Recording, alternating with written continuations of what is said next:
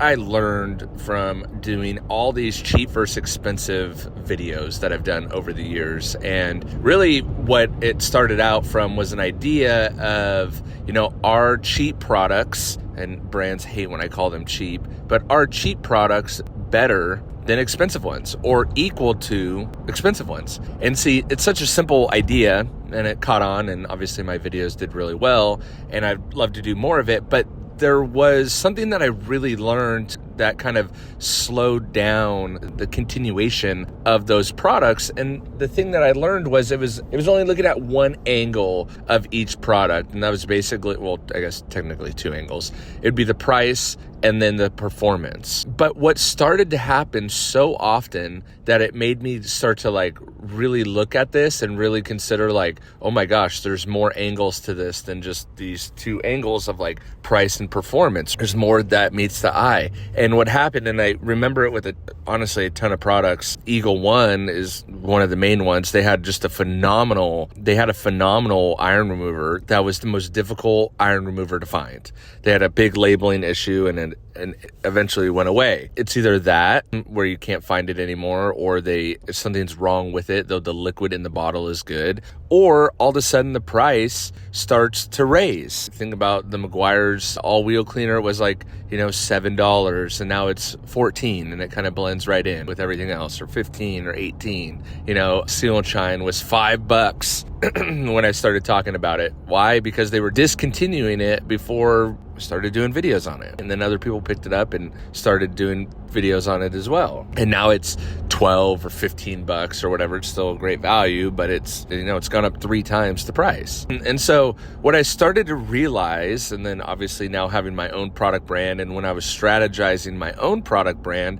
and then reflecting on my detailing business and all that, I realized that this stuff is not so linear. It's very complicated. And though it makes for great YouTube videos, cheap versus expensive, and everyone's rooting for the cheap guy, and it's great on that front, it's more than that. There's probably fast finish. I mean, there's tons of other products that were very cheaply priced, that were very good products that don't exist in the market anymore. And I really started to reflect on that of it's such a bummer when you find a product, call it whatever one you want, Meguiar's all-wheel cleaner, Eagle One iron remover, which they called Plasti Dip.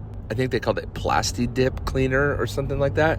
Can't even really remember. But Seal and Shine at $5, whatever you want, pick a product, fast finish again. And so I'm trying to think of other off the cuff. I didn't really think about all the ones over the years that were really good that aren't in existence anymore. But that's basically what it came down to. Is the problem with cheap products is the same problem with a cheap detailer, which is why I tell you guys to not be the cheap detailer, because not too dissimilar to how I got a lot of my office building clients back in the day, or picked up some retail clients back in the day, was, the sentiment that I would get was, hey, we used to have a guy that would come every Tuesday, but he stopped coming. Oh, what happened? Oh, well, he was only charging $15 a car, and he actually did a good job. And it's yeah, he stopped coming because he wasn't making any money. He wasn't able to even buy himself a lunch on that kind of money. And so the same is true with these products. And I've seen it from the inside too. And this is exactly what happens from the inside, I will tell you. So if a product is doing good, but they're not making money on it, sometimes I could see it with chemical guys. I don't know internally, but I could see it based on everything that I know. Brands have products that are loss leaders. So what that means is they lose money or they make no money selling those products, but they move a lot of units, or it's strategic as to why they still have that product in the market. But that product doesn't get any support. They don't put any marketing dollars behind it. They don't put anything behind it, any customer service behind it, because they can't. They literally can't. If they're not making any money, or worse yet, losing money selling each unit. I know that sounds crazy, but it actually does happen. They cannot support that product. They are the detailer that stops showing up. And eventually that product goes away, the Eagle One, or the price has to go up, or they start trying to figure out how to make their cost cheaper on that product, which is then it makes the good product bad. So you never really have a good situation long term. You might have a moment in time, just a cheap detailer, and he does a good job, and he showed up for 6 months or a year or whatever, and then stopped showing up. Oh, this product is phenomenal. Everyone go get it. But the company is not making any money or losing money on it. So then it's not in stock anymore. So you can't find it, which is what happened with Fast Finish. The Eagle One, like I said, Seal and Shine went up in price. Meguiar's All Wheel Cleaner now is just kind of a run-of-the-mill price, even though it's a great product. And I'm sure I'm missing a ton of other ones. Or worse yet is that, hey, I used to use this product and it was really good. And then all of a sudden it got popular and it's not as good anymore. What'd they do? Well, they changed the formula and didn't say anything. They didn't say, hey, people said our products are so good, but we're losing money. We can't do that. We need to figure out cheaper alternatives in the raw materials. And brands do that all the time, where they try to cheapen. Everyone wants to tell you when they improved the formula and have their new version 2, just like I did. Hey, I improved the formula. No one wants to tell you when they cheapened the formula. That would be funny. Hey, version 3, we needed profitability, so we found some raw materials that act the same and they're cheaper, and so we're actually going to be profitable on this product now. That would actually be, I think we're entering a stage of just online marketing and brands where that would actually be acceptable. And I actually think, this is just my opinion, I think a lot of people would actually resonate with that a little bit more and would actually be like okay with that, of like, hey, if the performance is the same and you're keeping the price the same and you were able to increase profitability, that'd be great. Because there's nothing worse. I don't care if it's your pool cleaner, your landscaper, your architect, your plumber. If you are a legit person who runs a business and you rely on other people's services to service you, whatever that is, whether that's, like I said, plumber, car washer, car detailer, car wash on the corner, the gas station on the corner, the car dealership that you like. If you want that person to stay in business, supporting them is the best thing that you can do. If you want Meguiar's to stay in business, if you want Turtle Wax to stay in business, the best thing that you could do is support them. If you love Ammo NYC products, you love Matt at Obsessed Garage, the best thing that you could do is buy from them and support them. And the same is true with Jimbo's Detailing. I mean, I don't want to leave myself out here. Like, if you get any value out of this podcast, out of my YouTube channel, the best thing that you could do to help support that and keep that going is to purchase from me or Amazon, but me directly. And so it puts gas in the tank.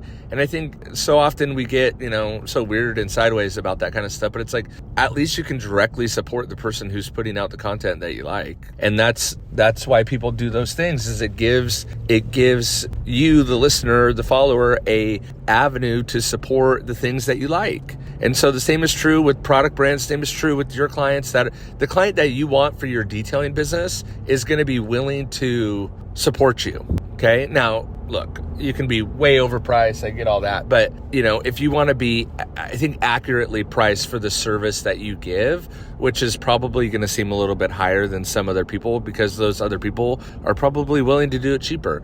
Look, there's a lot of people that are willing to sell a ceramic spray wax or a acid-based wheel cleaner for a lot cheaper. You know what they're not offering is the extreme customer service that I'm giving and the fast shipping.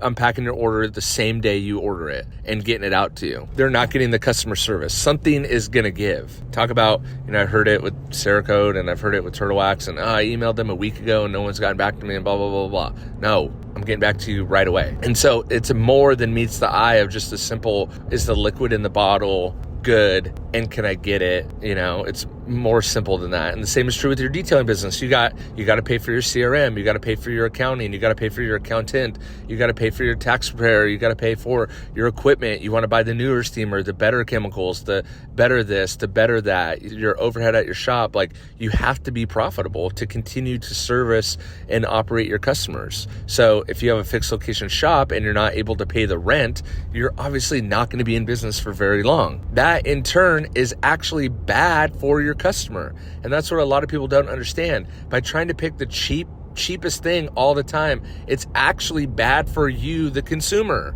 because that person, that thing, that product, that whatever is most likely gonna be gone. I wish I could go buy the Eagle One Plasti Dip Remover, iron remover, because it was a great product. I'm sure all of us would have paid more for it. Fast Finish was a great product. And we're going to see it with a bunch of Meguiar's products. We're going to see it with a bunch of Chemical Guys products. We're going to see it with a bunch of all these legacy brand products in the next couple of years. They just cannot keep up. It's almost embarrassing to watch. So you want your customers to support you at a fair price. And that's what I just really realized through this cheap versus expensive. And look, at the same time, some of these expensive products are just expensive to be expensive. And they really do not need to be that expensive. And so that's where, if you're going to be expensive, you have to back it up. So for me, it's extreme. It starts with the liquid in the bottle because I'm after the reorder.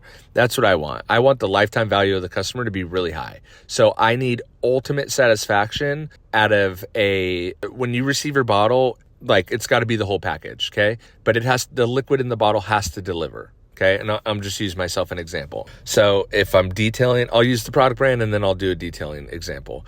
So the product brand is, you land on the site. It's easy you're listening to the podcast, whatever. It's easy to navigate over to the website. I don't make it hard for you to get there and check it out. The information on the website is clear, concise, and it's easy to purchase. The checkout is easy. You could pay however you want. PayPal, Apple Pay, Amazon Pay, credit card. Shoot, send me a check. Someone sent me a check one time. Totally fine. And so smooth. And then you get an email confirmation, order confirmation. And guess what?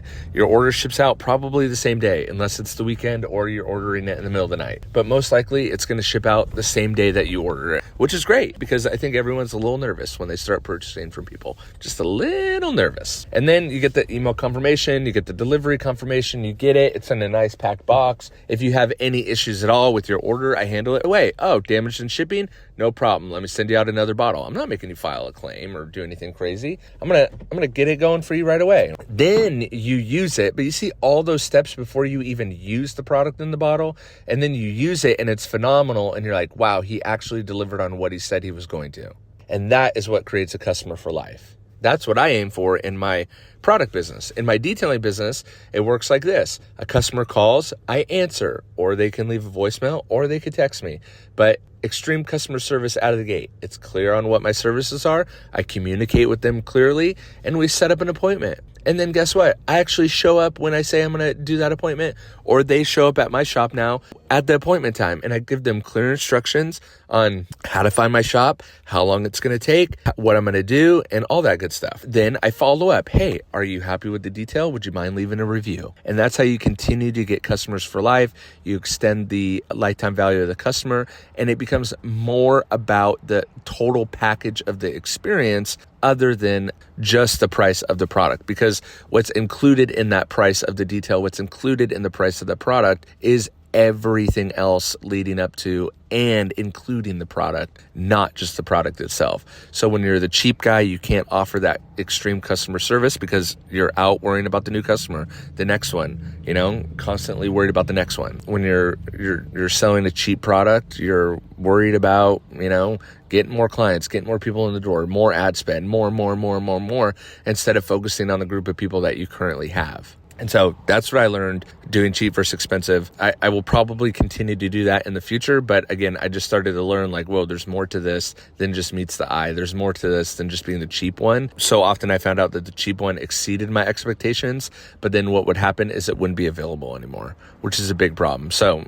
look, stay in business. So with that, that's what I learned. If you'd love to support my product brand and you love this podcast and what I'm doing, you could head over to jimbosdetailing.com and you could see my whole customer experience if you want. It's also now available on Amazon, which I will link both of those below. Obviously, Amazon takes their cut, but I understand the convenience as well. So look, at the end of the day, I'm happy with wherever you buy it. And so, but that gives another example. I have to have profit in there so that I can conveniently sell it on Amazon and remain profitable because they take a lot of fees. So that's yet just another example. If it was cheap, I wouldn't be able to have the convenience of putting it on Amazon because I would have no margin in there. And so I think it's important. So Amazon or direct on my website, which is great. I appreciate all the support and support your favorite creators. And so they can keep doing what they do to service you as well. So with that, I'll catch you guys on the next one. See ya.